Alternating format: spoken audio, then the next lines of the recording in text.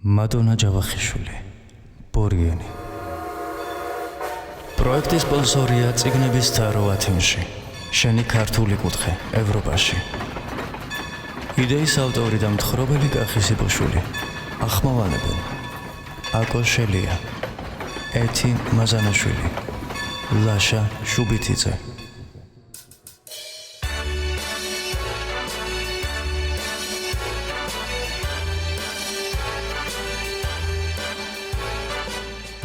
ნიუ-იორკი, ასტორია. აქ ბევრი იტალიელი და ბერძენი მიგრანტი ოცნებების ასახდენად ჩამოსულიყო. ავგუსტინიც აქ დასახელდა, რათა წარსული დაევიწყებინა. ამერიკამ მართლაც ბევრი ოცნება აუხდინა. სწავლა ბავშვობიდან უნდოდა, მაგრამ ღარიბი მღვდლის ოჯახს ამის საშუალება არ ჰქონდა. მამას სურდა ისიც სასულიერო პირი გამხდარიყო, თუმცა ავგუსტინს ზღვა მოსწონდა. უნდოდა დედამიწის გარშემო ემოგზაურა. ესწავლა უცხოენები და გაცნობოდა სხვა ხალხთა კულტურას. ახლა კი მიეცა საშუალება კოლეჯში ჩარისხულიყო. ჩასვლიდან 2-3 თვეში ენის კურსებზე ჩაეწერა. მისი მონდომებითა და ნიჭით მოხიბლულმა მისტერ სმიტმა ურჩია სწავლის გაგრძელება საზღვაო კოლეჯში. დილით ლექციებზე დადიოდა. საღამოობით კი ტყავის გადამამუშავებელ ქარხანაში მუშაობდა. წელიწად ნახევარში გაიცნო პატივსაცემი ადამიანი, მისტერ ჰენრი, რომელმაც დააფასა მისი შრომის მოყვარეობა და პატიოსნება. ამიტომაც შესთავაზა სამსახური საკუთარ ფირმაში, რომელიც აწარმოებდა საბრძოლო გემების აღჭურვილობებს. ეს შანსი ხელიდან არ გაუშვა ავგუსტინმა. ახლა ის ქარხნის უბრალო მუშა კი არა, ფირმის წარმატებული მოხელე იყო. ასევე მალე აითვისა მექანიზმები და ერთ წელიწადში საბრძოლო გემზე მექანიკოსად გაუშვეს. რამდენიმე ქვეყანაშიც მოუწია გამგზავრება. ბრაზილიაში 4 თვე დაჰყო, კანადაში კი 3. იმდენი შემოსავალი ჰქონდა, რომ სულ რამდენიმე წელში პატარა გემის ყიდვასაც შესძლებდა და ოცნებას აიხდენდა. გემს ანგელას დაარქმევდა, საყვარელი ქალის სახელს და იმოგზაურებდა მსოფლიოს გარშემო. ზღვას და ტალღებს გაატანდა დარდსა და სევდას.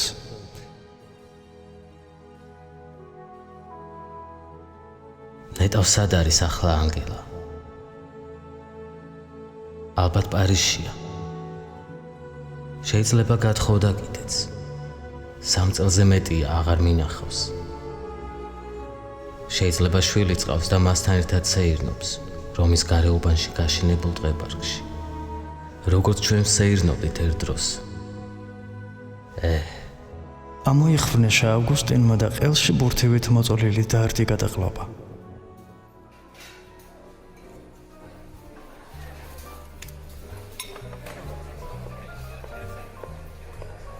ერთწლიანი მოგზაურობის შემდეგ ავგუსტინი ძველი მეგობრის სანახავად იტალიურ რესტორანში მივიდა. შეუკვეთა მაკარონი მოცარელათი და შეკვეთის მოლოდინში იყო, როდესაც მას რესტორანში შემოსული 2 ნაცნობი იტალიელი მიუახლოვდა. როგორ ხარ ავგუსტინ? რა ამბებია შენგან? ასე უნდა ძველი მეგობრების დავიწყება. კარგად ვარ, პედრო. რას ქვია დაგივიწყეთ? კანადაში ვიყავ. რა ხდება რომში ახალი? ხომ არაფერი იცი? ერთი კვირის წინ ჩემი ბიძაშვილი ჩამოვიდა. გემახსოვრება, რობერტო. პორტში მუშაობდა ჩვენთან. კი, როგორ არ მახსოვს? რაო, რა ამბები ჩამოგვიტანა სამშობლოდან? რა ვიცი, ისეთი არაფერი. სიღარიბე, უმუშევრობა. როგორც იყო ისე ვისია ყველაფერი. ხო, მართლა, ფედერიკო ფელისიო გაგებული გექნება. აი ის, მდიდარი, ქარხნის მეპატრონე. ავგუსტინს ფერი დაეკარგა. გულმა ბაგაბუგი დაუწყო. ამ სახელს და გვარს რა დაავიწყებდა? ის ხომ ანგელას მამა იყო. ძალა მოიკრიბა, რომ არ შესწყობოდა მღელვარება. რა, ხო არ გაკოტრდა? არა, მაგრამ ჯობდა გაკოტრებულიყო. იმას ერთადერთი ქალიშვილი ჰყავს, ულამაზესი ანგელა. ხო და ის ქალი ავად გამხდარა. საიდან არ ჩამოუყვანეს ექიმები, მაგრამ ვერავინ მიხვდა რას ჭირს. ზოგი ამბობს, სიყვარულმა გახადა ავადო. იმ ქალს ერთი მეზღვაური ყვარებია. აბა, ეს მდიდარი ქოფაკი ღარიბ სიძეს ინდომებდა? ხო და უარი უთქვამს და ქალი პარიზში გაუგზავნია. მერე იმ ქალს ის შეხრია. რა ქვია? ისა კაცო. ხო, მელანქოლია. ზუსტად არ ვიცი რა ჯანდაბაა, მაგრამ ცუდი რამე კი ყოფილა. შვილი ხელიდან ეცლება. ფული აქვს და წამალი არ იცის ამ დაავადების. ისე ცუდად ყოფილა ის გოგო ფეხზე ვერ დგება თურმე. წირვაზეც არ დადისო. ახლა შენი ამბები მომიყევი. დიდრებს კი ეშველებათ. ღარიბებმა ვიკითხოთ. ბოლო სიტყვები აღარ გაუგონია ავგუსტინს. ჯიბიდან ფული ამოიღო მაგიდაზე დადო. მერე პედროს მიუბრუნდა. მაკარონი შეუკვეთე, მაგრამ ახლა გამახსენდა რაღაც გადაუდებელი საქმე მაქვს. შენ მიირთვი. გაიქცა, მირბოდა, მაგრამ არ იცოდა საით. ყველაფერი ჩემი ბრალია. მე მოვკალი, მე. იქ რომ დავჩენილიყავი, იქნებ რამე მეშვენი. აუცილებლად უნდა ვნახო. იტალიაში უნდა წავიდე, რადგან არ უნდა დამიჯდეს. ცოცხალს უნდა ჩაუსწრო. ვერც კი მიხვდა როდის ან როგორ აღმოჩნდა მისტერ ჰენრის სახლის კარებთან. დიდ ჭიშკართან რკინის ზარი ეკიდა, რამდენჯერმე ჩამოჰკრა ზარს. ცოტა ხნის მერე ფერადკანიანი ქალი გამოვიდა. მოახლეს ავგუსტინი ბევრჯერ ჰყავდა ნანახი და არც უკითხავს რა უნდოდა, პირდაპირ უთხრა. მოვახსენებ ბატონ ჰენრის აქვს თუ არა დრო და სურვილი რომ მიგიღოთ. სანამ უახლე უკან დაბრუნდებოდა 1000 ცუდმა ფიქრმა გაურბინა თავში. ცრემლები გადმოსცვიუდა და ძლივს მინელებული სიყვარული ისევ მწველ ალად აგიზგიზდა მის გულსა და გონებაში. სული ეხუთებოდა, გაქცევა უნდოდა. ამდენი წლის შემდეგ პირველად მოუნდა რომში დაბრუნება. შემობრძანდით. სახლში მიიწვია მოახლემ.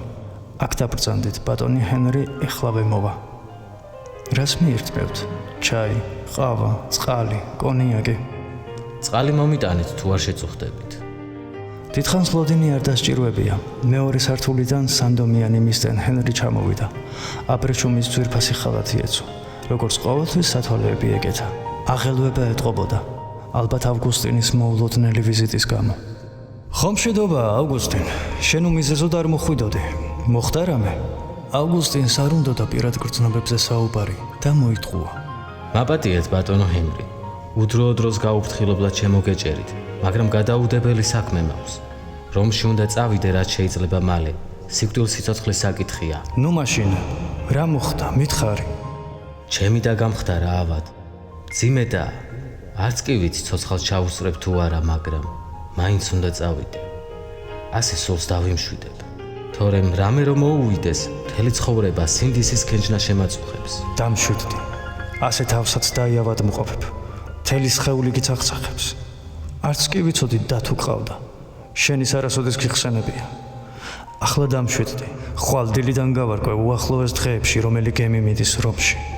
ძალიან კი დაგვაკლდები ჩვენ და სამსახურსაც, მაგრამ რას ვიზამთ? ოჯახი უმთავრესია. იმედია მალე უკეთ გახდება შენი და. დიდი მადლობა, მისტერ ჰენრი. თქვენ სიკეთეს ვერასდროს გადავიხდი. მამასავით მიდგახართ მხარში. უფალმა დაგლოცოთ. 5 დღეში უკვე გემში იჯდა, რომელსაც სამშობლოში მიჰყავდა. თითქოს საათის ისრები გაჯიუდნენ, დღეები გაიწევდნენ. ხმელეთი არ ჩანდა, წყალი არ მთავრდებოდა. თითქოს უსასრულობაში მიდიოდა ეს გემი, რომლის ბარშიც მშობლიური სიმღერა გაისმა. Sotto le luci del porto, la sera parla piano. ახლა უფრო გაუღრმავდა ტკივილი და მონატრება. იხსენებდა ანგელას ბროწეულივით წამოწეთლებულ ყურემალებს, მის ბედნიერ ღიმელს და ანგელოზებრიულ სახეს. გამაგრდი. მოვდივარ. ცოტაც გაუძელი საყვარელო. სულ მალე შენთან ვიქნები და სიკვდილამდე ვერავინ დაგვეშოვებს. როგორც კი უკეთ გახდება, ნიუ-იორკში წამოვიყვან. მე ვიზრუნებ მასზე. ხანდახან ხმამაღლა ფიქრობდა. სიტყვებს წამოიძახებდა ხოლმე. მერე კი უხერხულად იყურებოდა აქეთ-იქით, ვინმეს გიჟი არ ვეგონო. Come una voce che non სადღაც გამქრალიყო ის ღარიბი ბიჭი. რამდენიმე წლის წინ რომ წამოვიდა რომიდან. ტანზე ხარისხიანი ხაკისფერი პიჯაკ-შარვალი ეცვა. ფეხზე ძვირადღირებული ფეხსაცმელები. ახლა კარგი სამსახურიც ჰქონდა და უარს ვერ ეტყუდნენ ანგელას მშობლები. აუცილებლად დაქორწინდებოდნენ. კარგად გახდება. იცოცხლებს. ამას ჩემთვის, ჩვენი სიყვარულისთვის გააკეთებს. თავს იმშვიდებდა ავგუსტინი.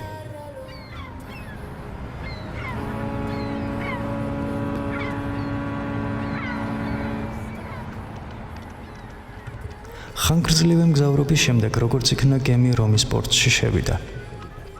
საოცრად ლამაზი იყო იტალიის დედაქალაქი გაზაფხულის მზიანი დილით.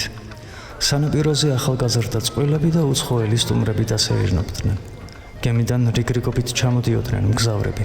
ირგვლივ ზღვისა და აყვავებული მაგნოლიის სურნელი ერთმანეთში ირეოდა.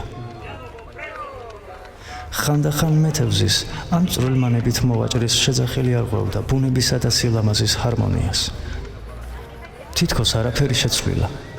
პორტი, სანაპირო, დიდი მრგვალი საათი, ძველი კაფე მოედანზე, იმავე სკამებითა და მაგიდებით. მიმტანიც კი იგივეა. ისევ წინ და უკან დარბის კლიენტების დაძახებაზე. ფიგარო ყავა, ფიგარო ჩაი და ისიც ჩვეული ნაწალადები ღიმილით ემსახურება კლიენტებს. გაზაფხულის მზის თბილ სხივებს ეფიცხებოდნენ უბნის ქალებიც. ისევ გზის პირას ისხდნენ და ჭვარაობდნენ, ხმამაღლა საუბრობდნენ, უცხოს ეგონებოდა კამათობენო. გზებზე სარეცხი იყო გაფენელი. ბურთის მოთამაშე ბავშვები ჩხუბობდნენ, მერე ისევ რიგდებოდნენ. დახეულ ბურთს ნახევრად შიშველ ფეხებს ურტყამდნენ გამეტებით. თავისი ბავშვობა გაახსენდა ავგუსტინს. საბრალო მრეცხავი დედა, დიდი კალათით, რომელშიც მდიდრებისთვის გარეცხილი სარეცხი ეწყო. ეზოებსა და სახლებს ჩამოუვლიდა და გარეცხილ თეთრეულს პატრონს ჩამოურიგებდა. პატარა ავგუსტინიც ეხმარებოდა ხოლმე დედას დიდი კალათის ტარებაში. ამ ფიქრებში იყო, რომ ლამისეტლი დაეჯახა. გზაზე არ იყურები ადამიანო? მაინც და მაინც ბორბლებში უნდა ჩამივარდე? შარში უნდა გამხვიო? ახლა ისიც არ იცოდა ავგუსტინმა სად მიდიოდა. მას ხომ არავინ ელოდა. სახლიც კი არ ჰქონდა რომში. დიდხანს იხეტიალა. შემდეგ ერთ სასტუმროში დაბინავდა. ხანგრძლივი მგზავრობით დაღლილს მალევე ჩაეძინა.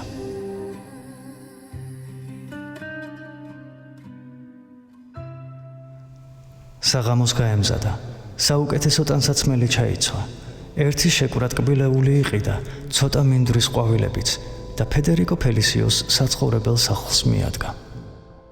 ქალაქის ცენტრში მდიდრების უბანში ორსართულიან უზარმაზარ სახლში ცხოვრობდა ანგელა. გალავნიდან ეზო ძლივს მოჩანდა. დიდი შავი რკინის ჭიშკარი დაკეტილი დაუხვდა. კარზე რამდენჯერმე დააბრახუნა.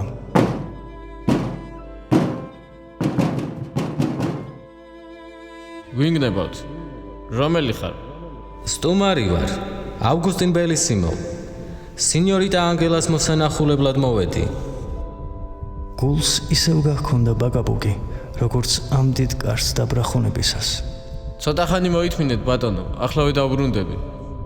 მოისმა კარს იქიდან მოახლის ხმა. 10 წუთი იცდიდა ავგუსტინი. ეტყობოდა, რომ ძალიან განიცდიდა. სახე წამოსწითლებოდა, ოფლს შუბლი დაეცვარა. არ იცოდა რა ხდებოდა ამ რკინის კარების იქით და სწორედ ეს გაურკვევლობა ტანჯავდა. 1000 კითხვა მოსდიოდა გონებაში, თუმცა ერთი ზუსტი პასუხიც არ ჰქონდა. იქნება ღარცაა ცოცხალი.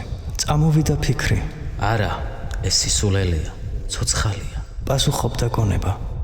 ფიქრებმა თავში ისეთი ქაოსი გამოიწვია, რომ ყურებში წივილის ხმა გაიგონა. ცოტაც და მუხლები მოეკეცებოდა, ცოტაც და დაბლა დაეცემოდა. ჯიბიდან ცხვირსახოცი ამოიღო და შუბლი მოიწმინდა. ბედად კარი გაიღო, თორემ მეც ვეღარ გაუძლებდა. კარებში ლურჯ ტანის ამოსში გამოწყობილი მსახური იდგა. გაუღიმა და ხელით ანიშნა, აქეთ მობრძანდითო. ჭიშკრიდან სახლამდე მანძილი დაუსრულებლად მოეჩვენა ავგუსტინს. ეს სახლი მუზეუმს უფრო ჰგავდა, ვიდრე ცოცხალი ადამიანების სამოსახლოს. ანგელოზებით მოხატულ მაღალ ჭერზე უზარმაზარი ბროლის ჭაღი ეკიდა. ოქროს ფერ თაღებს ქვემოდან მარმარილოს ბოძები იჭერდნენ. ასევე მარმარილოსი იყო თეთრი კიბე, რომელიც სართულებს ერთმანეთთან აერთებდა. მისაღებ ოთახში დიდი, ხორცისფერი ბუხრის ორივე მხარეს შინდისფერი ხავერდის სავარძლები იდგა. კედელზე ცნობილი მხატვრის რამდენიმე ნამუშევარი ეკიდა. იქვე იყო კარიელა როზაბლას შემოდგომის პეიზაჟიც. საოცარ ფერთა გამა მოჩანდა კედლიდან. ოთახის მეორე მხარეს დიდ ფანჯარასთან შავი ფერის როიალი იდგა. ეს ანგელას როიალი იყო. ავგუსტინმა თვალით მოიარა ოთახი, თუმცა ახლა მას ამ სახლზე მეტად ისადარდებდა, გაეგო როგორ იყო ქალი, ვისი გულისთვისაც ოკეანის გაღმა მხრიდან ჩამოვიდა. სულ მალე მარმარილოს კიბეებიდან ფეხის ხმა მოესმა. მიხვდა ეს ოჯახის უფროსი უნდა ყოფილიყო. უფრო მეტად აღელდა ავგუსტინი. გაოცება და სიხარული ერთდროულად გამოეხატა სახეზე ფედერიკოს, რომლის ბაგეთაგან დამნაშავე კაცის ღიმილი შეამჩნია მოსულმა. მას პინძელმა სწრაფად ჩამოართვა ორივე ხელი ავგუსტინს და თითქმის ჩურჩულით უთხრა: შენ გელოდება, ანგელა. სულმა უთქმელად აირბინა ეს გრძელი კიბე ავგუსტინმა და აქუშინებული შევარდა საყვარელი ქალის ოთახში. საოცრად ფერდაკარგული ეჩვენა ავგუსტინს ანგელა, რომელსაც გვერდზე უსიცოცხლოდ გადაეგდო თავი და სუსტად სუნთქავდა. ავგუსტინმა ვეღარ მოითმინა, სწრაფად მიუახლოვდა მის საწოლს. შუბლს ტუჩებით შეეხო და როცა ქალმა თვალები გაახილა, მთელი ძალით ჩაიგრა გულში. თითქოს ეშინოდა, არავის წაერთმია მისთვის ეს ძვირფასი არსება. ავგუსტინის დაბრუნებამ სიცოცხლის ხალისით აავსო ანგელა. საწოლიდან მალევე წამოდგა. პატარა ბავშვით დახვებოდა ავგუსტინს და მხიარულად ეტიტინებოდა. ფედერიკოს სიმკაცრე და ამპარტავნობა სადღაც გამქრალიყო. შვილის ავადმყოფობამ ის სრულიად შეცვალა. ახლა თავად სთხოვდა ავგუსტინს მათი სახლის ხშირი სტუმარი ყოფილიყო. ავგუსტინისა და ანგელას ქორწილი მალევე დაინიშნა. ბედნიერებამ ისევ დაისადგურა ამ მდიდრულ სახლში. ქალს უკეთესობა დაეტყო, რაც მის მშობლებს იმედით ავსებდა. ფედერიკომ რომის არისტოკრატია და წარჩინებულნი მიიწვია ერთადერთი ქალიშვილის ქორწილში. ჯვარი წმინდა პეტრეს ტაძარში დაიწერეს. ლხენი რამდენიმე დღე გაგრძელდა. შვილის გადარჩენასა და გაბედნიერებას ერთად ულოცავდნენ სტუმრები. სიყვარულსა და მზრუნველობას არაკლებდა მეუღლეს ავგუსტინი. ხშირად მიჰყავდა სანაპიროზე. ტალღების ხელვას უსმენდნენ, ფეხით სეირნობდნენ და ლამაზ მომავალზე ოცნებობდნენ.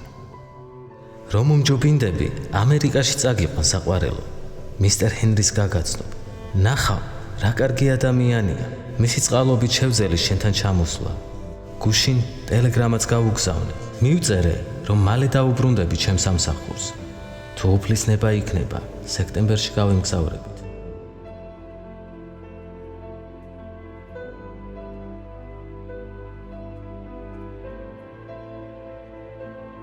სულ მალე ანგელა დაურსულდა.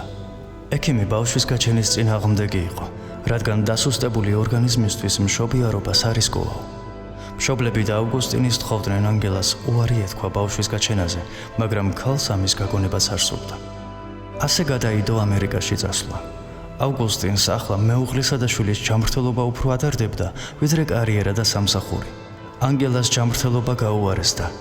ისევ სიცხეებს აძლევდა. დასუსტებულ სხეულს უჭირდა ორი ორგანიზმის გამოკვება. საქმეს მისი ტოქსიკური ორსულობაც ართულებდა. პირღებინება და თავბრუს ხვევა. რაც მეტად იზრდებოდა ნაყოფი, მით უფრო სუსტდებოდა ანგელა. რამდენიმე თვეში საწოლიდან ადგომაც კი უჭირდა. ავგუსტინს გული ცუდს უგრძნობდა. ღამეები არ ეძინა დარდით. ხან ღმერთს სთხოვდა შველას, ხანაც ექიმებს. ერთ დღეს, როდესაც საყვარელი მეუღლის საწოლთან ჩამომჯდარი, ადანეგრის ლექსებს უკითხავდა ავგუსტინი მეუღლეს, ანგელას ცრემლები წამოსცვიოდა. რატომ ტირი საყვარელო? ჰკითხა მეუღლეს და გაცრეცილ თითებზე აკოცა. მერე თვალებიდან ნაზად მოსწმინდა ჩამოცვენილი ცრემლები. თავადაც ძლივს იკავებდა თავს, რომ ქალის წინაშე არატირებულიყო. დამპირდი, რომ თუ ვერ გადავიტან მშობიარობას, ჩვენ შურზე იზრუნებ. არასდროს მიატოვებ. უამბობ ჩვენი უიღბლო სიყვარულის შესახებ და მასაც წაუკითხავ ლექსებს. პირდები? სიკვდილზე რატო ფიქრო? ჩუ, არ მინდა ახლა გამხნევება. მხოლოდ პირობა მომეცი. შემომფიცე. კარგი, პირდები ჩვენ სიყვარულს ფიცავ. არასდროს მივატოვებ და მასაც წაუკითხავ ლექსებს. ახლა კი მშვიდად ვიქნები. მიყვარხარ ავგუსტი და მუდამ მეყვარები.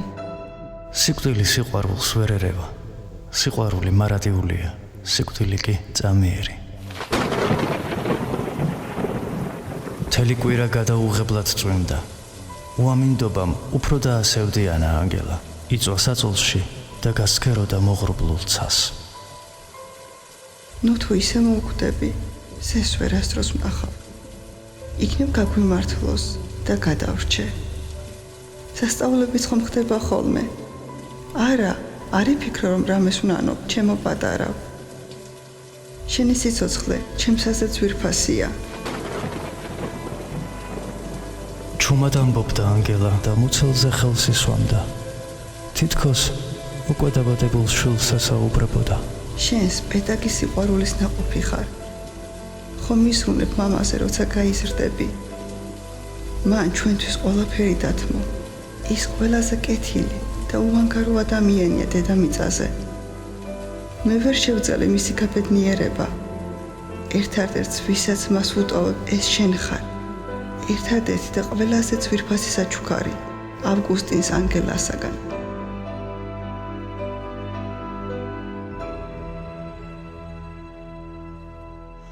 ანგელა მშობლებზე ჯერ ისევ ნაწყენი იყო, რომ არა მათი კუდაბზიკობა ისავად არ გახდებოდა. იცხოვრებდა ბედნიერად მეუღლესთან და შვილთან ერთად, როგორც სხვა ქალები ცხოვრობენ.